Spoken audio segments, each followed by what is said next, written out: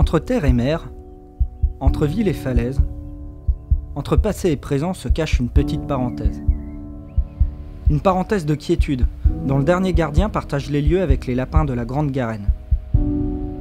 Ces petits visiteurs, curieux et omniprésents, ont la mystérieuse faculté de disparaître sitôt vous les aurez entreaperçus.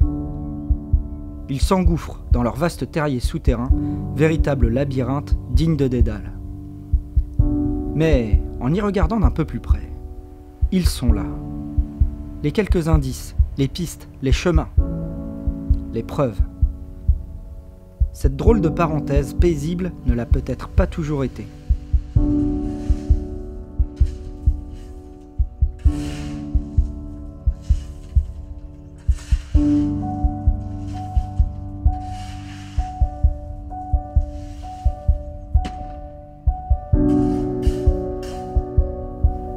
Et puis sous nos pieds, n'y a-t-il vraiment que les galeries des lapins ? N'y aurait-il pas, une fois de plus, ce monde étrange et insoupçonné qui se dérobe aux promeneurs ? Qu'une solution. Y aller. Simon et moi, on y est allés, à la rencontre de ces personnes. Parce que oui, c'est encore une histoire de personnes. Ces personnes qui ont vu, qui ont fait. Ceux qui savent, mais ne disent pas toujours, si on ne leur demande pas. Ils nous ont ouvert les lourdes grilles qui donnent sur le passé. Ils nous ont fait découvrir la batterie de Dolmar.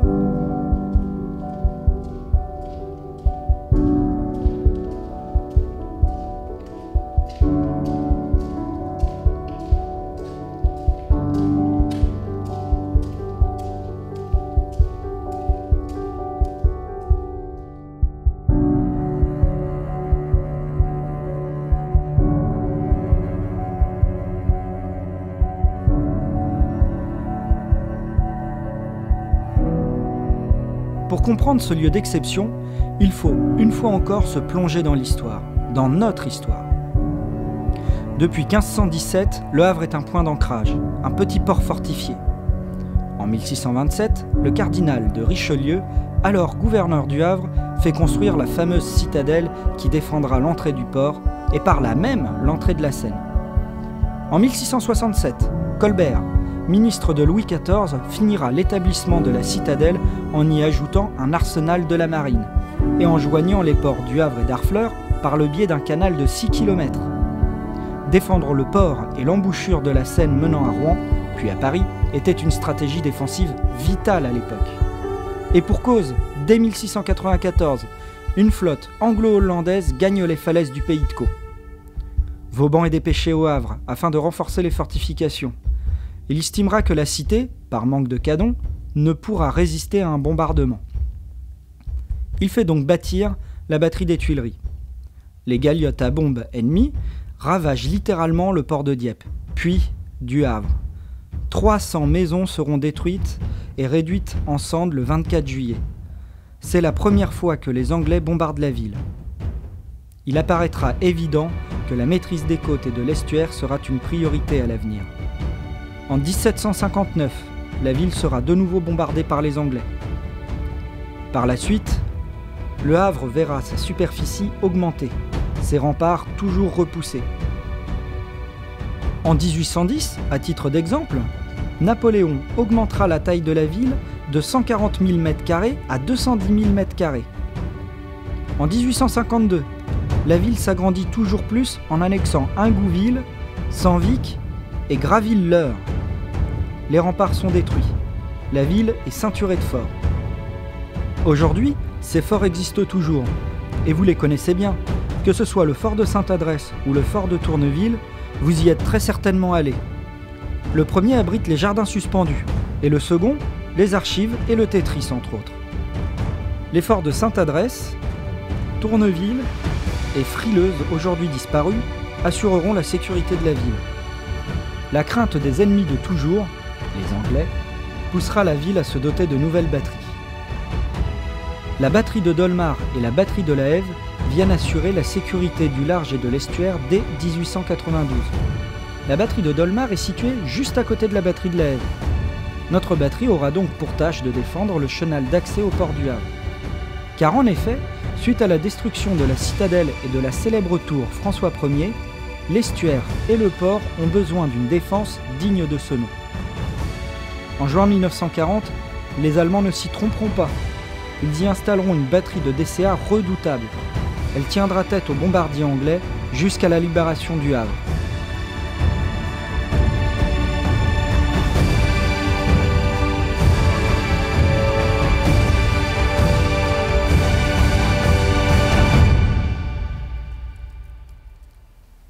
Aujourd'hui, à part lors des visites organisées par le service municipal Ville d'Art et d'Histoire, la batterie ne se visite pas. Les plus téméraires d'entre nous se risquent parfois dans les lugubres blocos et encuvements qui dominent l'ancienne poudrière et ses casernements. Mais poudrière, blocos, batterie, casernement, en voilà un drôle de langage. J'ai rendez-vous avec mon ami Olivier pour y voir un petit peu plus clair. Simon, quant à lui, va continuer son exploration de la batterie et nous montrera ses découvertes.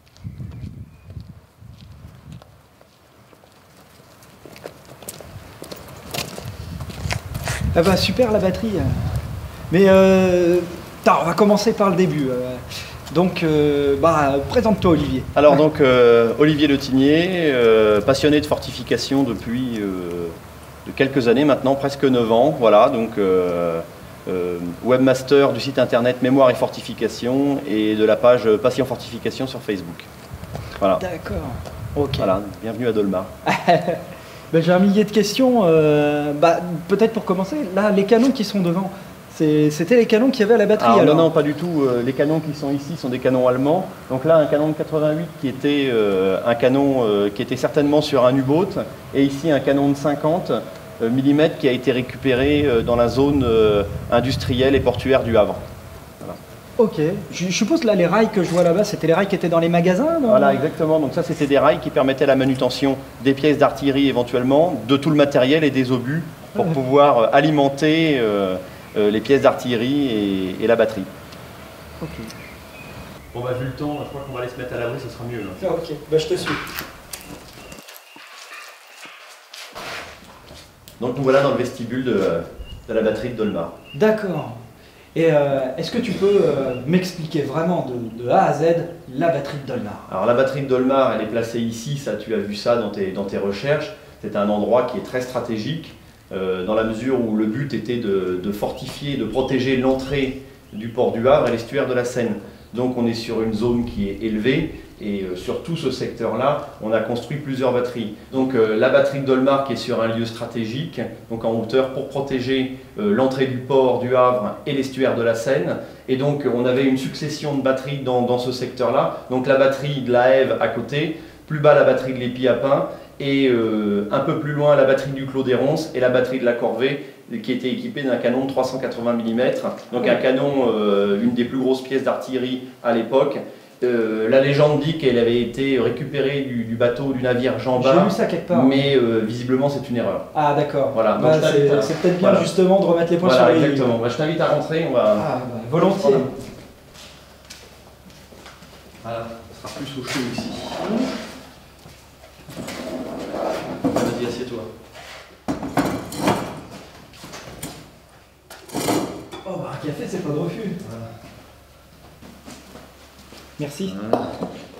Donc tu vois, l'endroit était tellement stratégique que la station radar de l'OTAN avait été installée sur le cap de la Hève, qu'on appelle communément les oreilles de Mickey dans la région havraise, parce que la position est vraiment stratégique, c'est-à-dire qu'on domine la mer et on a la possibilité de protéger de cette façon-là l'estuaire et surtout l'entrée du port, sachant qu'à l'époque l'ennemi vraiment redouté était l'Angleterre, on craignait une attaque, une invasion, donc le port était stratégique et il fallait absolument le protéger à ce moment-là. Ouais, c'est amusant de voir d'ailleurs que les Anglais sont devenus... quelques années après, effectivement, les choses se sont renversées. D'accord.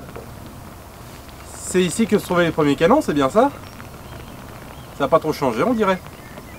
Bien joué Simon. La batterie qui a été finie d'être construite en 1894 était équipée de mortiers de 270 mm qui étaient sur affût de côte. C'est énorme 270 mm. C'est des obus qui faisaient 27 cm de diamètre à la base pour un poids d'environ 180 à 230 kg. Donc les canons étaient fixés sur des affûts qu'on appelle affûts de côte, donc des affûts circulaires. D'accord. Et Voilà. Et comment, question, mais comment ça fonctionne un obus Alors en fait, sur ce type de canon, l'obus était inséré dans le canon et à cette époque-là, on n'utilisait pas encore de douille. C'est-à-dire que pour projeter l'obus, on utilisait ce qu'on appelle une gargousse. Une gargousse, c'est un sachet en tissu très facilement inflammable qui était inséré après l'obus dans le canon. On en mettait plusieurs si on voulait augmenter la portée ou la puissance du tir. Et lorsqu'on mettait à feu, évidemment, la poudre brûlait instantanément, dégageait une très forte pression et projetait l'obus à l'extérieur. On avait inventé un système de cerclage en cuivre sur le cul de l'obus qui permettait, avec un système de rayures dans le canon, l'obus prenait de la rotation et ça permettait d'aller plus loin et plus vite. C'est pour ça quand on regarde dans un canon, c'est souvent rayé, puis tout ça à part fait. un peu en vrille. Voilà. Ah oui, c'est ce qui permet de voir si un obus a été tiré ou pas, si le cerclage qui est situé au cul de l'obus a des petites stries ou pas. S'il y a des petites stries, c'est que l'obus a été tiré. Et comment ça fonctionne? Parce que là, c'est un peu le principe du boulet de canon. Une fois que l'obus il arrive, il cogne, il explose. Tout à fait. Alors, en fait, l'obus est chargé avec un explosif qui était mis à feu par la partie supérieure de l'obus qu'on appelle la fusée. Alors il y avait plusieurs types de fusées. Il y avait des fusées qui explosaient à la percussion, mais on avait aussi la possibilité de programmer la fusée pour qu'elle explose au bout d'un certain temps ou à une certaine altitude en fonction de l'utilisation et en tout cas de ce qu'on recherchait à faire avec cet obus. D'accord. Et si je dis pas de bêtises, je crois qu'ils en ont retrouvé un paquet dans le coin à la batterie. Attends, tu veux dire que je suis au beau milieu d'un champ de mine là?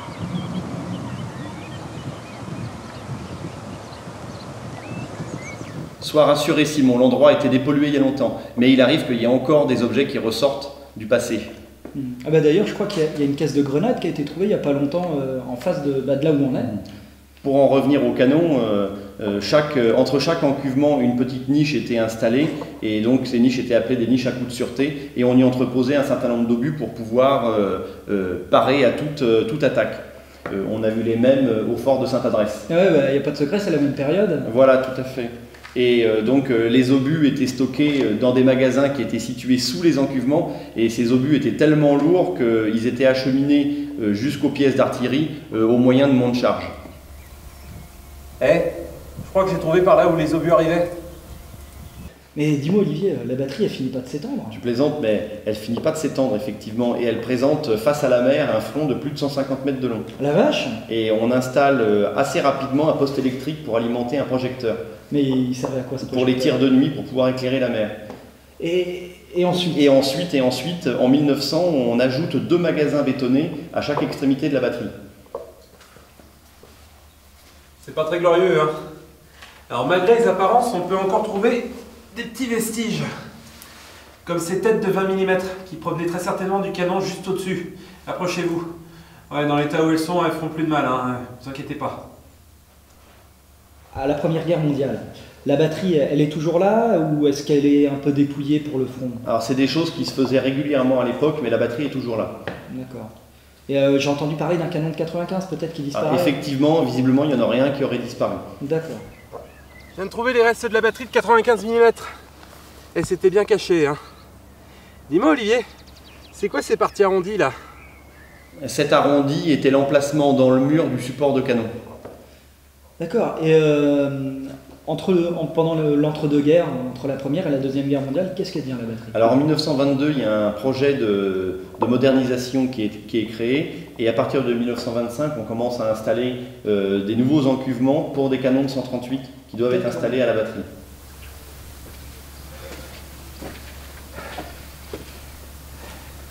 J'y suis. Alors ce qui est génial ici, c'est qu'il y a une excellente acoustique au centre de chaque encuvement. Donc là vous l'entendez peut-être pas, mais il y a une résonance absolument géniale là. Si vous avez l'occasion de passer, venez tester par vous-même.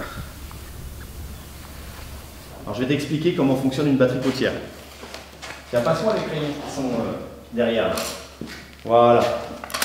Donc on a nos 4 canons de 270 mm. Voilà. On va symboliser la falaise, ici comme ça. Voilà. Et là ta casquette, un navire ennemi qui arrive.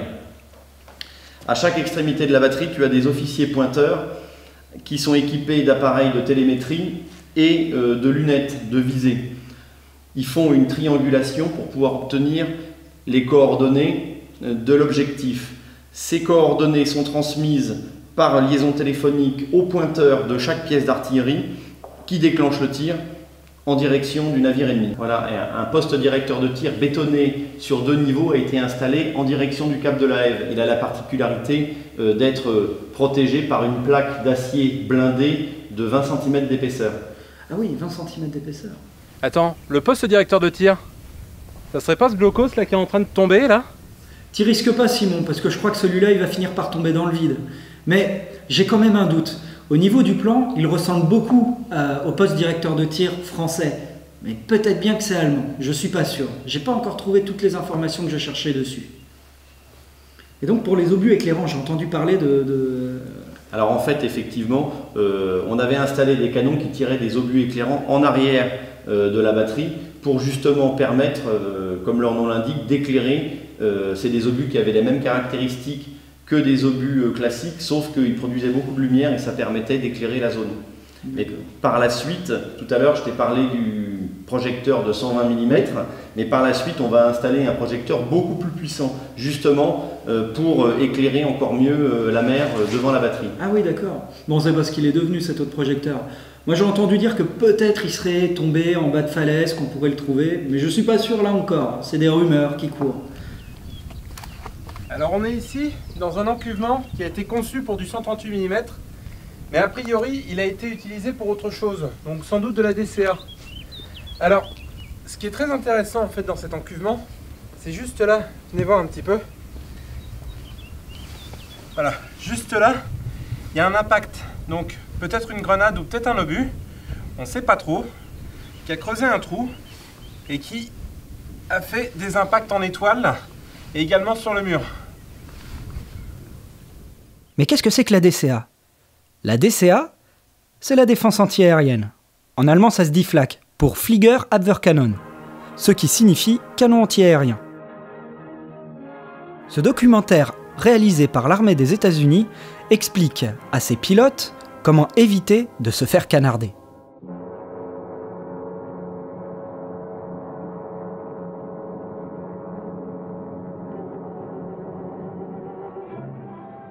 Il faut imaginer, tout le long du pays de Caux, sur nos célèbres falaises, il y avait de nombreuses batteries antiaériennes, prêtes à éloigner le moindre Lancaster qui s'approcherait des ports. Il existait plusieurs types d'armements sur le mur de l'Atlantique, afin de se protéger des attaques aériennes. À la batterie de Dolmar, il y avait des canons de 20 mm. Les canons de 20 mm tiraient des projectiles qui explosaient directement sur la carlingue des avions. Il s'agissait là de tirs directs, très souvent meurtriers. Certains de ces obus étaient chargés au phosphore. Le phosphore, ça s'enflamme avec l'oxygène. La carlingue de l'avion pouvait se transformer en un véritable piège infernal. Depuis la batterie, des officiers visaient les avions avec des instruments de télémétrie. Ils obtenaient ainsi la vitesse et l'altitude. Ces informations étaient transmises directement aux artilleurs qui étaient auprès des canons. Les artilleurs alignaient leurs canons sur ces mesures et pouvaient ainsi effectuer leurs tirs de barrage meurtriers. Si les canons qui se trouvaient à la batterie tiraient de manière directe sur leur cible, le temps que l'obus arrive à sa destination, l'avion était déjà bien loin. Il fallait donc par conséquent que les canons anticipent le tir et tirent un peu plus loin.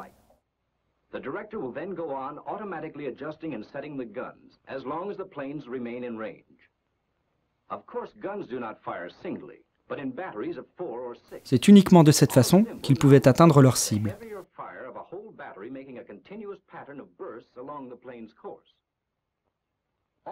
Une batterie antiaérienne est généralement composée de plusieurs canons. D'ailleurs, une batterie, en termes militaires, c'est un ensemble de canons. Les aviateurs devaient donc éviter ces tirs meurtriers. En adoptant une trajectoire trop prévisible, les avions s'exposaient à être abattus.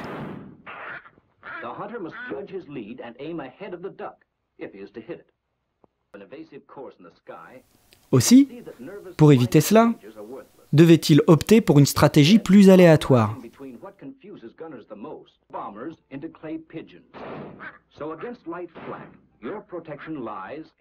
Plus le parcours de l'avion était incalculable et imprévisible, plus ils avaient de chances de rentrer à bon port. Skid turns, porpoising, corkscrews, side slipping, anything which will keep those gunners guessing.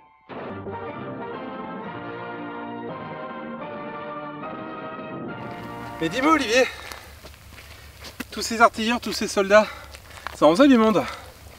Mais ils vivaient où? Bon allez, reviens Simon. C'est là qu'ils vivaient, à la batterie et alentour.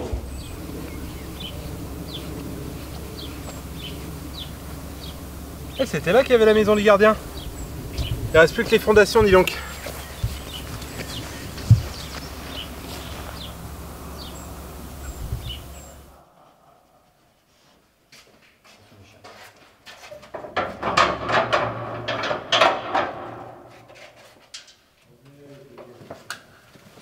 Voilà la galerie principale.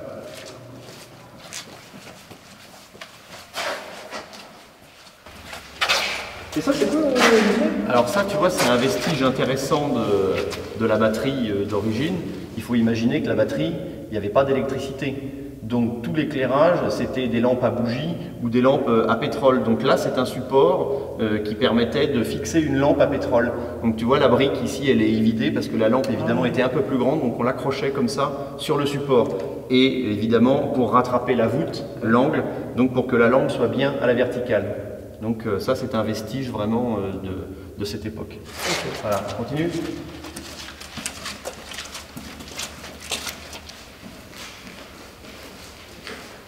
C'est une première salle ici. Voilà, alors en fait ici on arrive au niveau du premier mont de charge. Alors quand on parle de mont de charge, il ne faut pas imaginer un ascenseur avec un gros moteur électrique. Ici à l'époque, tout comme l'éclairage, qui était à la lampe à bougie, tout était manuel. Donc ici on avait une structure métallique qui permettait de monter les caisses avec les obus qui étaient à l'intérieur pour alimenter directement la batterie de 270 mm qui était au-dessus. Donc on montait les caisses alternativement avec un système de palans, tout simplement, à la force des bras évidemment. Donc évidemment aujourd'hui la structure n'existe plus, mais ça permettait de mettre ces pentes qui permettaient de mettre les caisses juste au ras du sol pour pouvoir glisser les obus à l'intérieur qui venaient ou de l'extérieur ou du magasin qui est de l'autre côté. Ouais, donc tu as presque l'épaisseur de la base des caisses. Voilà, tout à fait, ciment, à peu de choses près, voilà. Pour que ce soit parfaitement plan au niveau. Ok, on te suit.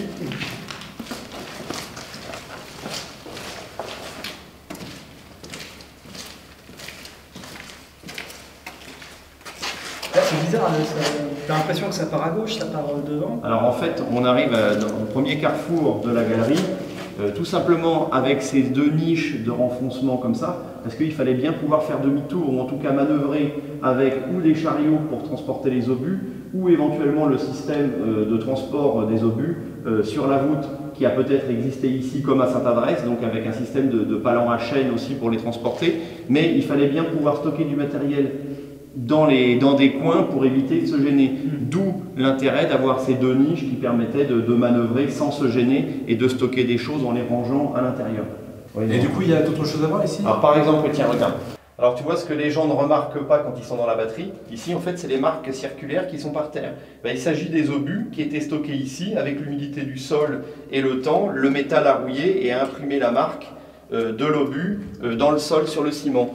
Si on mesure, on a bien nos 270 mm, donc effectivement, on est bien sur un endroit de stockage des obus de la batterie. Donc ça, c'est des marques intéressantes aujourd'hui de cette époque. Alors du coup, ça c'est une porte blindée allemande, c'est ça? Voilà, alors ça c'est les portes blindées légères qui étaient standards, qui étaient utilisées pour fermer des blocos.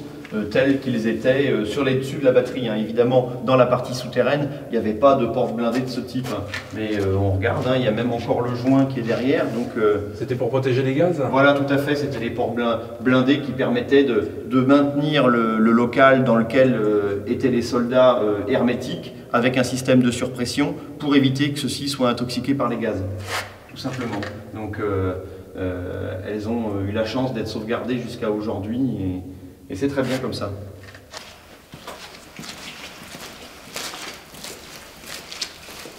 Et là, du coup, C'était des marques d'obus aussi, mais plus petites. Tout à fait. N'oublie pas, Max, qu'au cours de l'utilisation militaire de la batterie, il y a eu de nombreux modèles de calibres différents qui ont été utilisés, du 270, du 95, du 138. Les Allemands ont utilisé leurs propres obus avec leur propre calibre. Donc immanquablement, à un moment ou à un autre, on a eu une diversité d'obus différents. Donc effectivement, ce sont des marques aussi d'autres obus qui sont imprimés sur le sol de la galerie ici.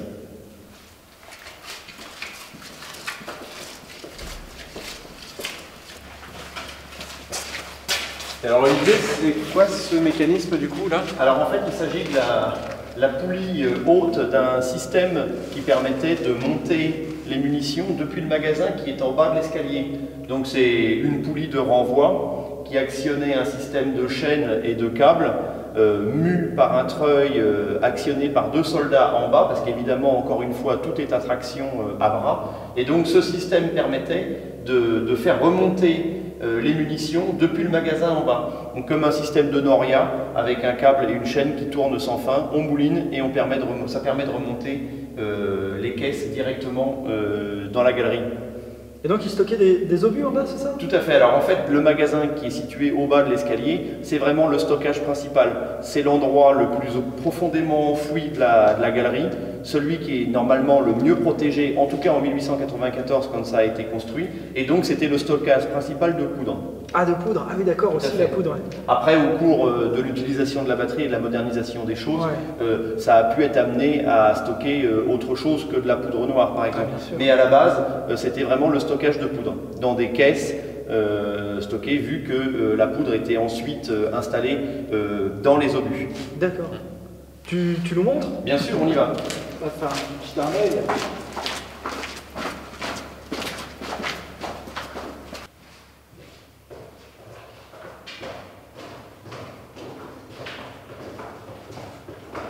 Attention, l'escalier arrête un peu.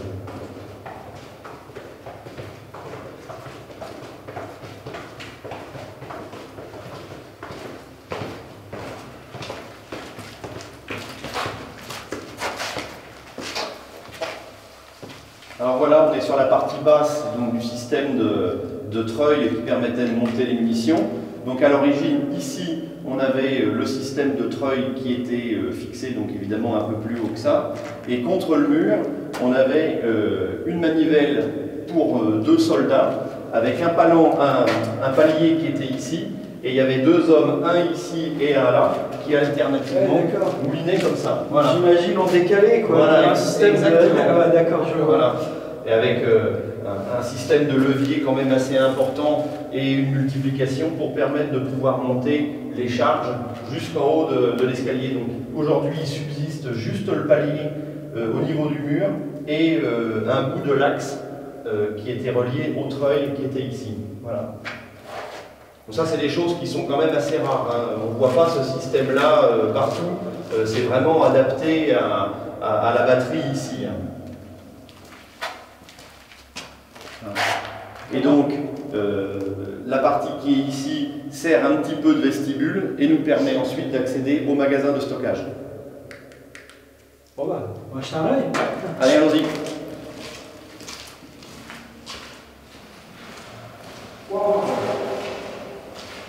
Voilà, donc là, on est dans la partie la plus profonde de la batterie, donc le magasin à poudrière. Voilà. Donc, c'est ici qu'était stocké à l'origine, lorsque la batterie a été construite en 1894, c'était le lieu de stockage de la poudre noire. Donc c'est pour ça qu'on est dans une partie, dans une salle qui est voûtée, dans la partie la plus profonde, pour pouvoir protéger évidemment ce magasin de stockage d'éventuels obus qui pourraient tomber. À cette époque-là, on n'utilisait pas de béton armé, donc ici la voûte est en briques, mais c'est l'épaisseur du terrain qui nous sert de protection.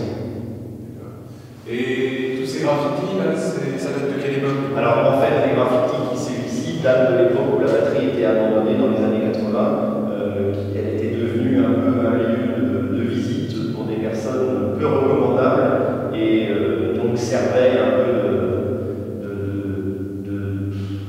Une sorte de squat. Voilà, exactement, une sorte de squat. Il fallait mieux éviter de traîner ici, vraiment seul. C'était un endroit peu recommandé à l'époque. Donc il reste Qu'est-ce que c'est le trou là dans le mur? Alors en fait, le grand trou qui est dans le mur, on n'a pas de certitude. Ça pouvait être aussi bien un puits de ventilation qui était relié à la surface, éventuellement. Par contre, le deuxième trou qui est au niveau du sol, comme je vous l'ai dit tout à l'heure, on est dans la partie basse de la batterie, donc toutes les eaux de ruissellement ont tendance à venir à cet endroit. Elles arrivent ici et on a un drain qui se perd dans le terrain naturel pour permettre l'évacuation de ces eaux. Tout simplement. J'ai vu qu'on était à peu près une dizaine de mètres du bord de falaise. La falaise, effectivement, à l'époque de la construction, était située évidemment derrière ce mur qui fait environ 1 mètre d'épaisseur, bien plus loin.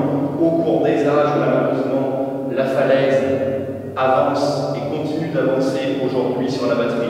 Et effectivement, on est à une dizaine, une quinzaine de mètres du vide de l'autre côté de ce mur. Pour l'instant, pas de problème. On ne crée rien aujourd'hui. On continue la visite? On continue la visite, on remonte. En dessous.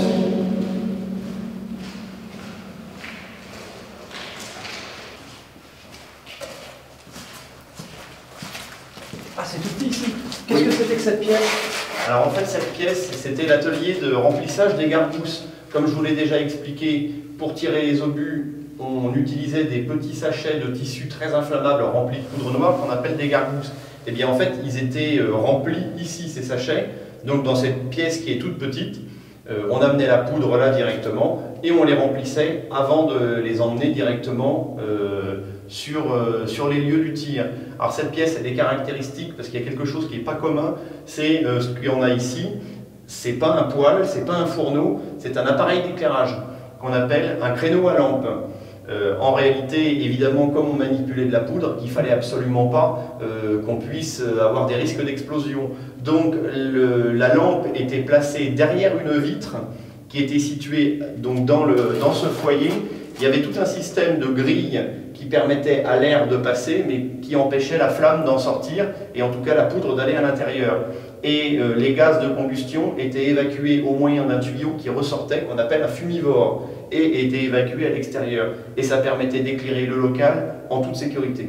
D'accord. Voilà, tout simplement. Bah, merci beaucoup Olivier pour cette visite. C'est moi qui vous remercie d'être C'était venu. super. À bientôt. À bientôt. Merci beaucoup. La batterie de Dolmar n'a pas toujours présenté le visage qu'elle a aujourd'hui. Et si nous pouvons nous promener dans ce monument historique comme si nous lisions un livre ouvert, c'est un peu grâce à Monsieur Valéry. Merci beaucoup Monsieur Valéry de nous recevoir, de nous accorder cette petite interview. Merci à vous pour l'intérêt que vous portez à notre association et à Remember en particulier. Est-ce que vous pourriez vous présenter? Alors oui, si vous voulez. Alors je suis Louis Valéry, j'ai été vice-président de Remember avant de devenir président de l'AMAC. L'AMAC qui est... L'AMAC, Association de militaires et anciens combattants, qui a été présidé par un ami qui était officier de réserve aussi, le colonel Michel Durand, qui malheureusement est décédé. Et avant qu'il décède, il a été immobilisé assez longtemps. Et il m'avait sollicité pour prendre sa suite, je n'ai pas pu refuser. Et donc, avant d'être président de l'AMAC, vous étiez vice-président? Ah oui, j'étais impliqué fortement dans Remember, le F44. Alors, particulièrement, en ce qui me concerne, je m'occupais de la partie mémorielle, c'est-à-dire de tout ce qui était cérémonie, à l'inauguration et après toutes les manifestations qui ont lieu, même encore aujourd'hui, auprès du Cher, pour la libération de Fontaine-la-Vallée. Tous les ans, le plus près possible du 11 septembre, on fait une manifestation commémorative.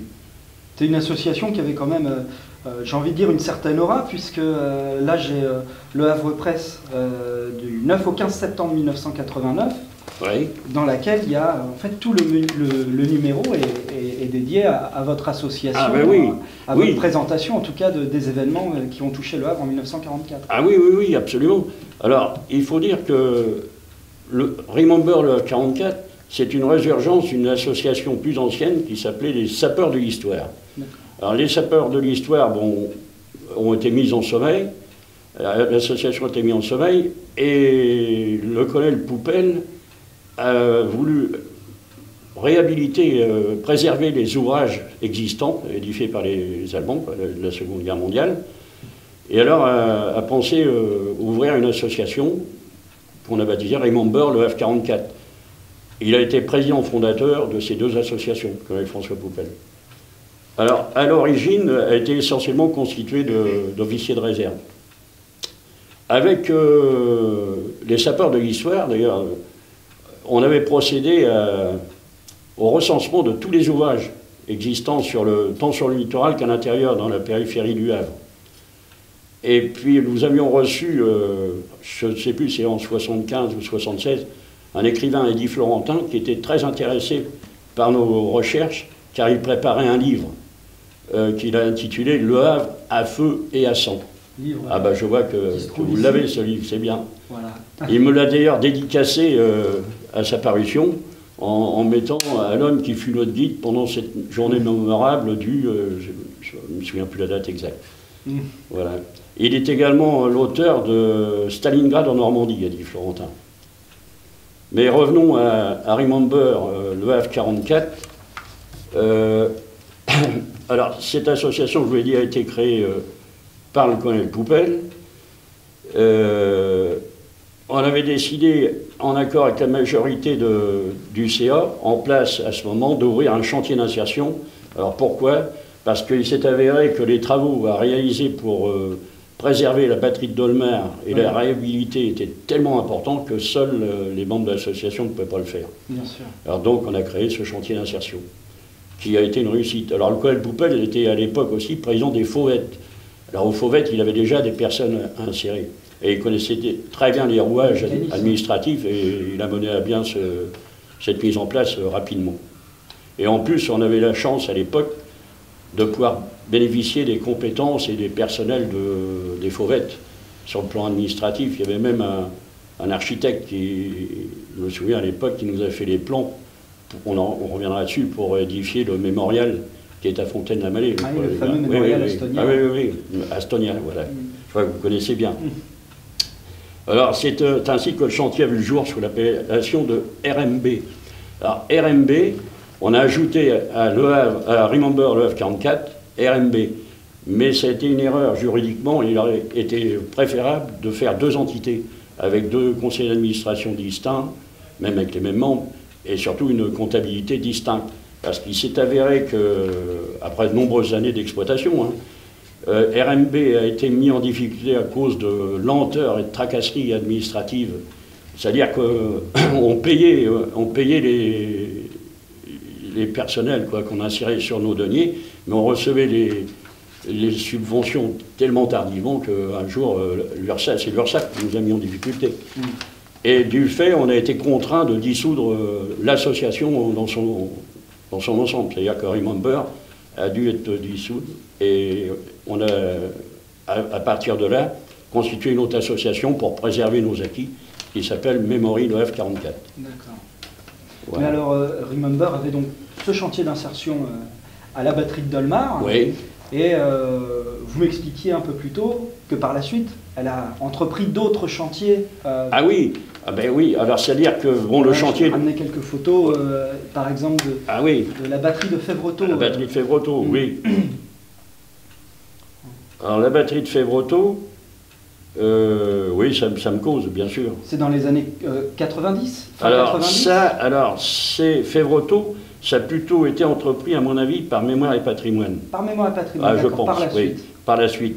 Alors, quant à nous, le gros morceau, ça a été la réhabilitation de la batterie de Dolmar. Parce que, puis alors, il faut connaître l'historique. C'est-à-dire qu'on avait des aides de la DRAC, la direction des monuments historiques. Là. Ça. Mais finalement, ils se sont aperçus qu'ils nous allouaient des aides pour habiliter un bien immobilier sur un terrain qui ne leur appartenait pas.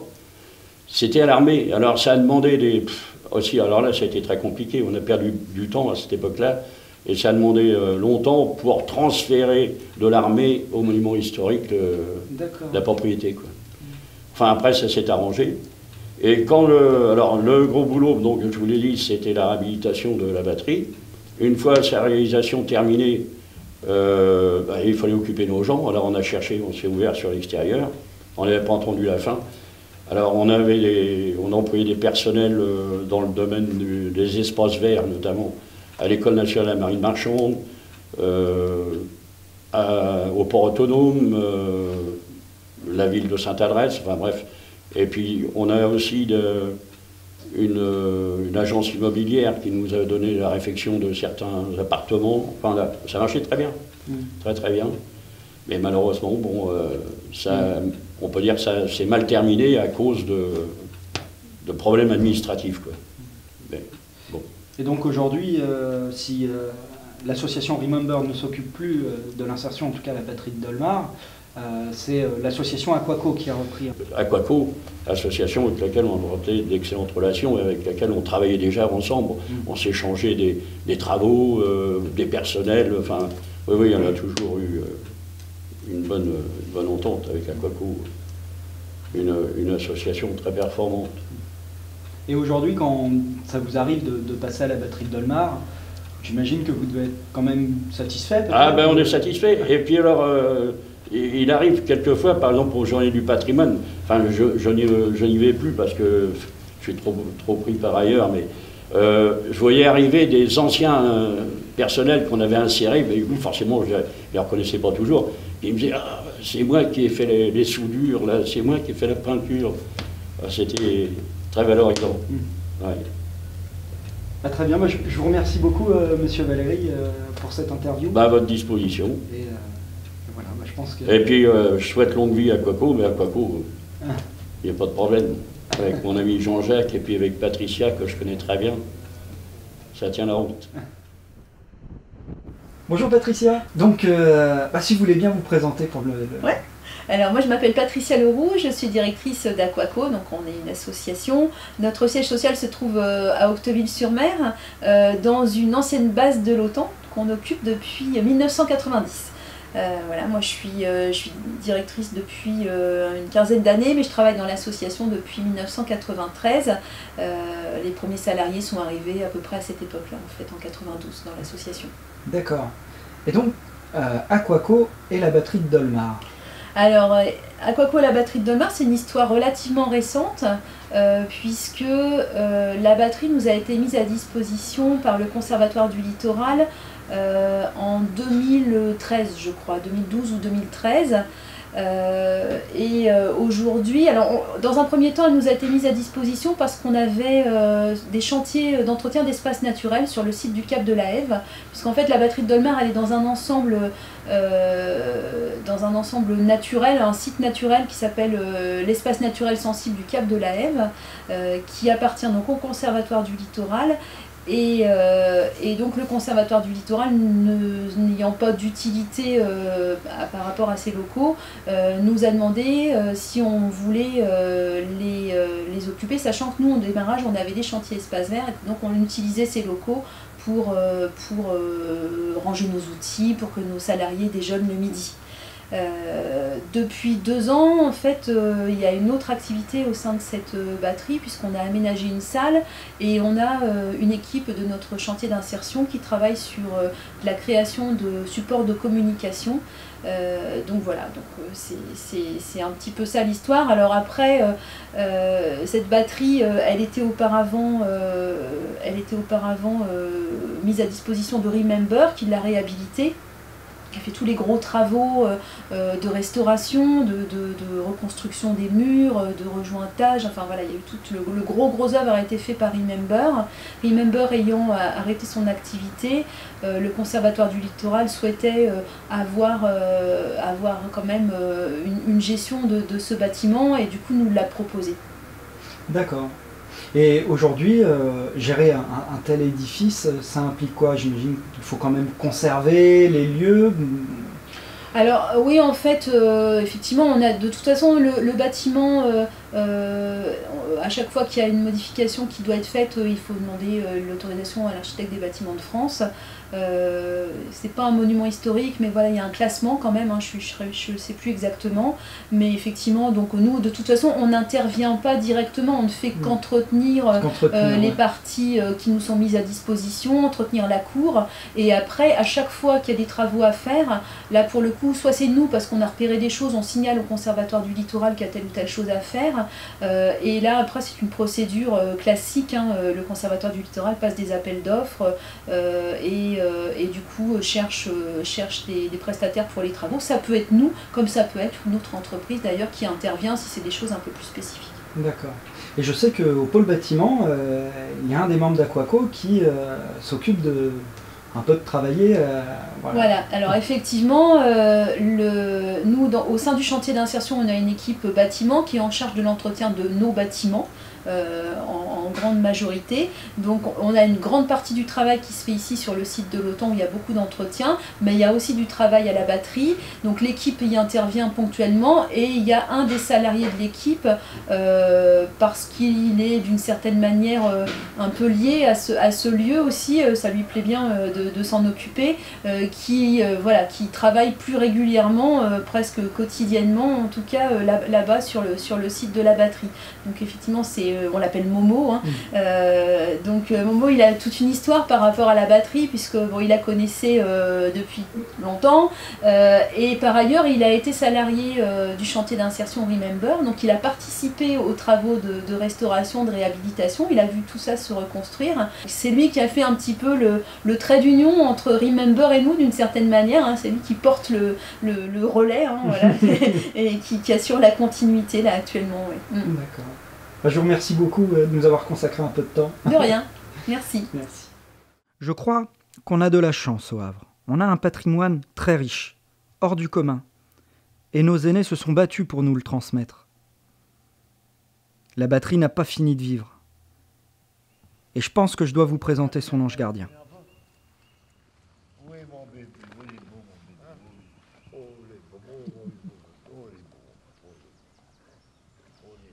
Momo, c'est le dernier gardien de la batterie.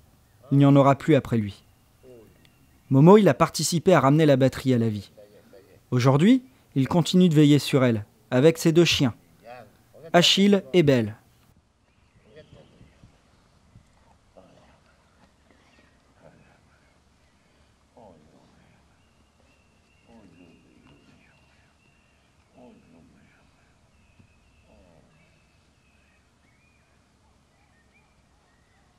Il a connu la batterie détruite, et aujourd'hui il a de quoi être fier. Et donc, mais la batterie, toi, tu l'as toujours connue? Ah ouais, même gamin, moi, il y avait des clocards qui dormaient là-dedans. Moi, j'habite à Bléville depuis 57 ans, tu vois, c'est vieux. Ouais. J'avais 5 ans quand j'ai pu venir habiter à Bléville. C'était des bois ici, il n'y avait rien là. Et c'était dans quel état, par exemple, cette pièce? Oh, c'était un immondice. Ouais. Les clochards et de la merde là-dedans. Bah, t'as les photos là-bas, t'as vu? Ouais, les photos, ouais. Et aujourd'hui, j'imagine que t'as toujours un peu du boulot? Bah, ouais, j'entretiens. T'entretiens? Ah, j'ai vu, il y a des tas de gravier devant, tu mets le gravier, quoi. Ouais, bah, quand on le met là, j'enlève l'herbe et je mets le gravier à la place. Ouais. Ça fait plus propre. D'accord. Ça faisait peur ici avant. C'était la campagne ici, hein. Il y avait des bois, il n'y avait rien. Ah, parce que t'as vu les maisons pousser aussi, quoi. Voilà, que des baraquements, il y avait pratiquement. Ouais. Il n'y avait rien. Et l'endroit, il a beaucoup changé ou c'est resté à peu près pareil? Ça reste à peu près pareil, à part qu'il y a des bosquets, des machins qui sont barrés, mais c'est resté pareil à peu près. Ouais. Ouais. Et est-ce que ça t'est déjà arrivé de trouver, en creusant des trous dans le sol, ou une grenade, un obus Quand j'ai monté le mur derrière pour mettre la pile à grille, à la fondation du toit, un obus. Ah ouais, donc... C'est les démineurs qui sont venus. Ouais.